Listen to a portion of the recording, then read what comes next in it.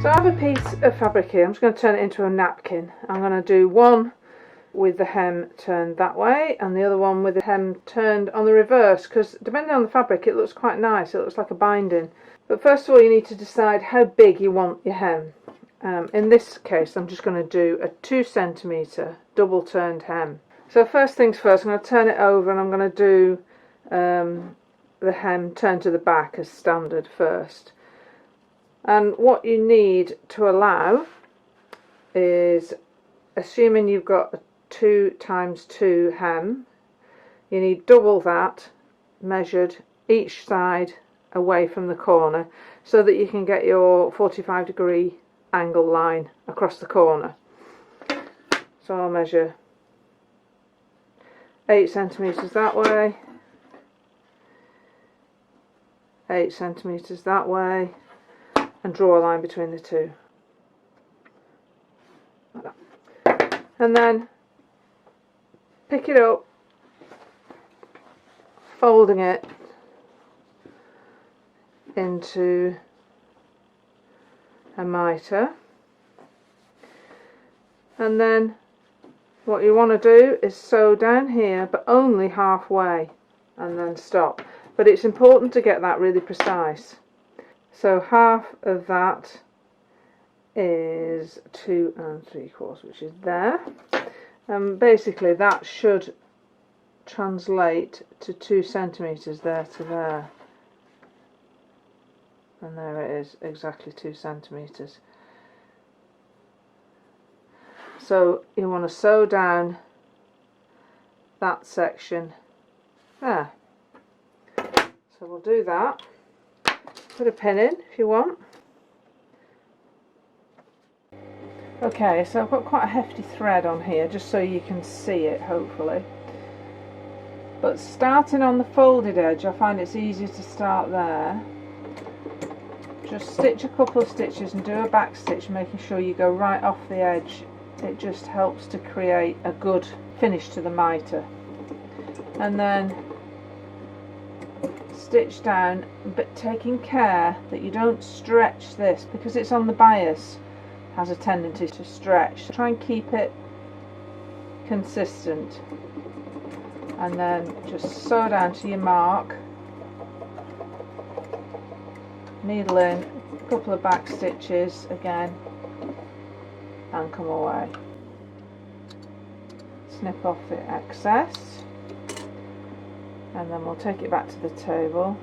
Okay, so now you've sewn halfway down your mitre, and then the brutal bit is to chop off that excess, so then you're left with a seam allowance that sort of size, maybe a little bit less if you want. If you're confident that your fabric's not too prone to fraying, by all means cut it down more, but you have got to open that out and press it, so you've got to leave yourself enough to handle.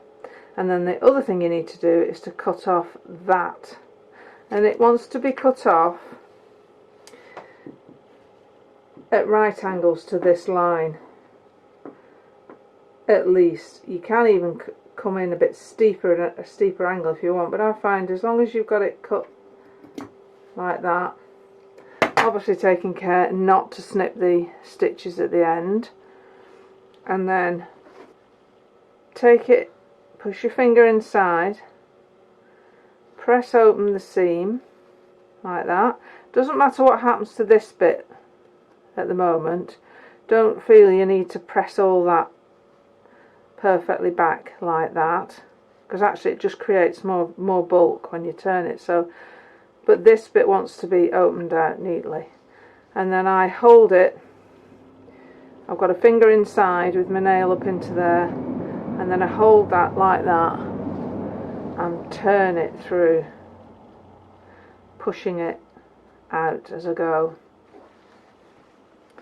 And then once you lay it down, you'll find that half your mitre's done. Now, just to make it easy on yourself so you can see, just pop a pin in this, otherwise it just keeps flopping back. So it'll just help us to see what's going on while we're making this one up. Okay,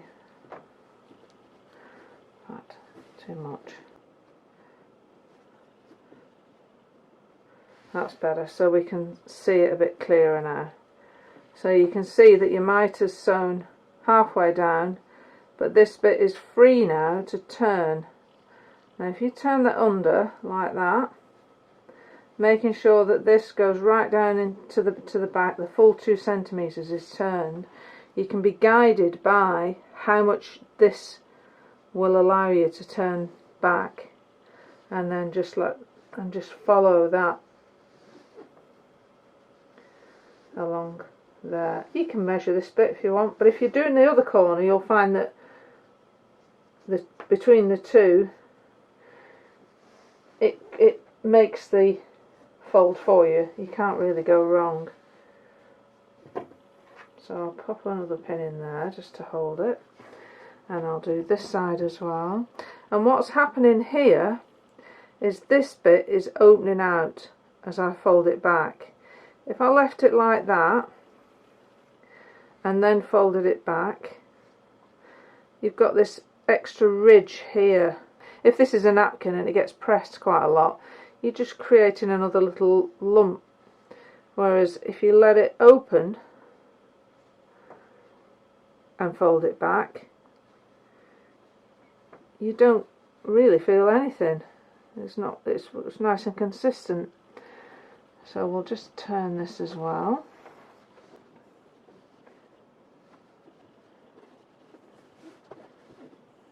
And this is quite a nice sort of very stable, I suppose it's like a faux linen, it's not a real linen. It's folding it on the weave. So it's creating a really nice crisp hem. And then the next thing is really just to give it a press. Don't go mad, just enough to hold it. And if you feel like this isn't very sharp, this little corner here, you can just tweeze it out with a pin. Don't flick it, because what you can end up doing is pulling the yarns out, but if you just ease it up a little bit from the inside, you'll get a sharper point. And we're not far off done. Now there's 2 ways of finishing this. If you want to be really fancy, you can hand sew that, just the slip stitch and catch. Slip stitch through the fold and then just catch one thread of the face fabric all the way around. Or you can machine it like a standard hem, which is what I'm going to do now, just so you can see it finished. And then I'll do the other side, reverse of this, and I'll hand sew that one up so you can see how it looks in comparison.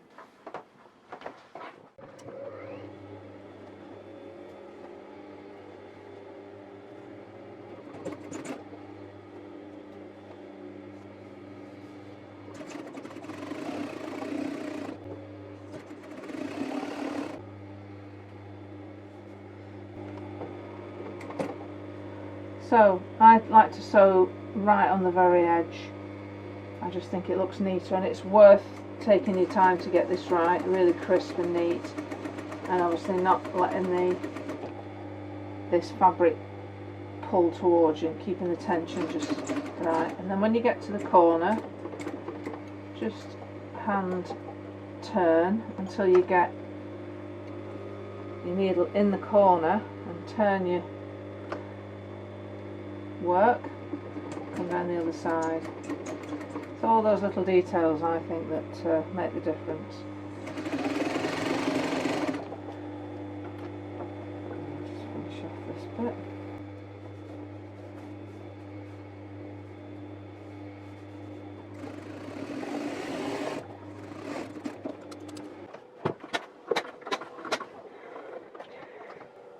It would be better with a finer thread, I'll be honest, the tension wasn't brilliant, but this would be the right side.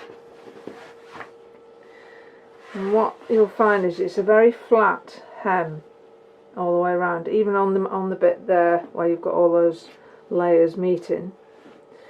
It's the flattest way I know of sewing a hem round the corner, and it's super neat on this side with the mitre there. So there we go, that's one side.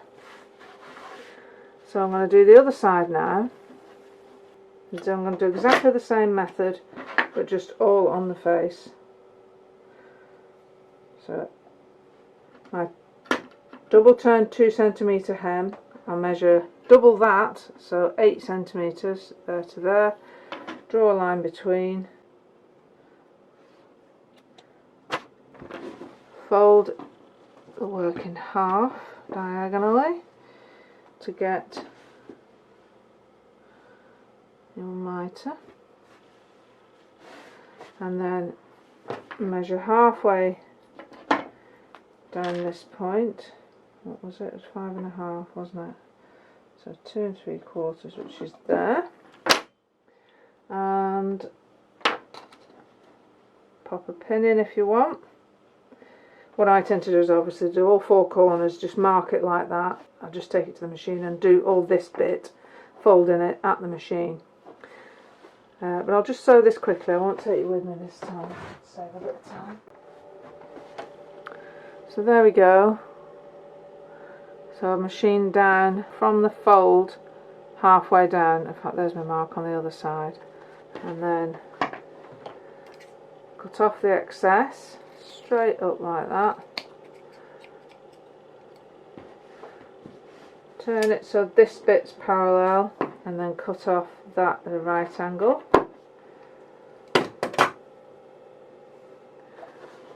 Put your finger inside, push it open as much as you can with your finger, and you'll see, because you've cut that off at an angle, it just sits nicely in the folds, whereas if you didn't trim off that last little bit, it would be all folding and bunching up in here. And this keeps it really nice and neat and flat. So once you've got a good grip of it, other finger inside, turn it, and it keeps that seam open as you turn. Lay it down.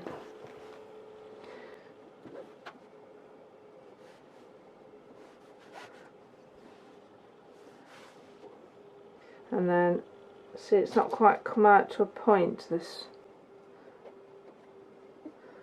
mitre, so I'm just going to tease it out with the pin. Just be careful you don't do too much of that and flick the threads out. Make sure the seam's open inside. Lay it down. And then, like I say, leave these, let them do what they want. They'll just open out naturally. And turn your hem. Stick a pin up here because I've got this, already got this hem.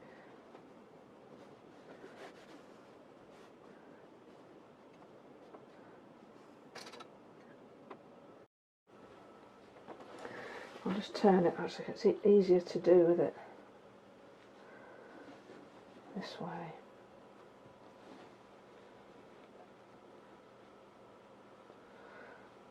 See, the seam inside is just folded back, so I've got to go back in there now and open that seam out just to make sure it's all nice and flat. Just want to keep my finger on it now just to keep it open. There, that's better.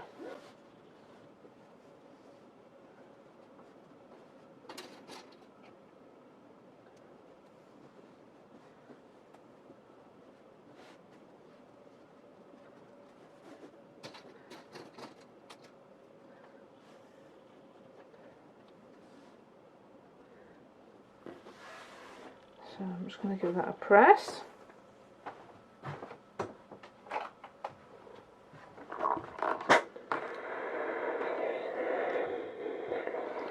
I'm not going to really press these edges down because I'm going to hand sew it.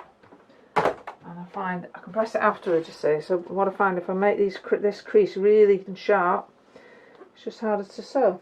So I'm only going to start from about here because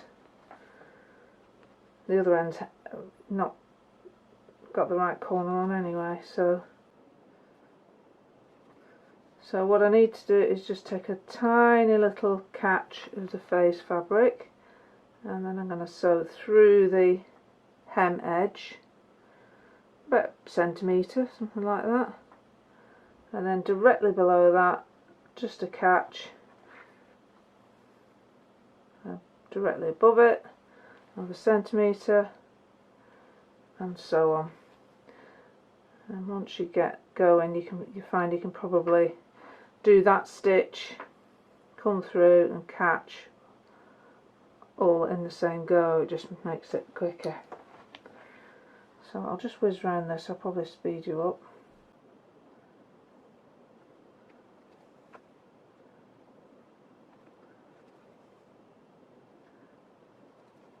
It's actually a method I used to use a lot on bed linen, on that sort of higher end stuff. The standard hem, the machined hem, I'd use a lot on just flat sheets, and I would use this binding technique occasionally on quilts, quilt edges and things like that. It's just a nice finish.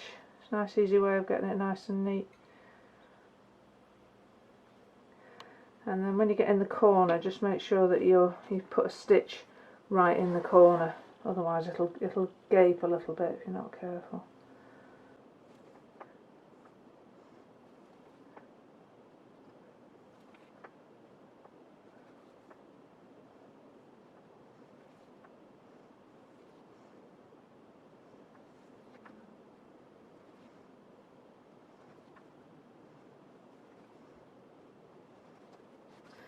There we go.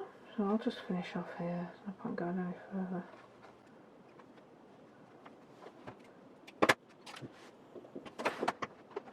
Get the press.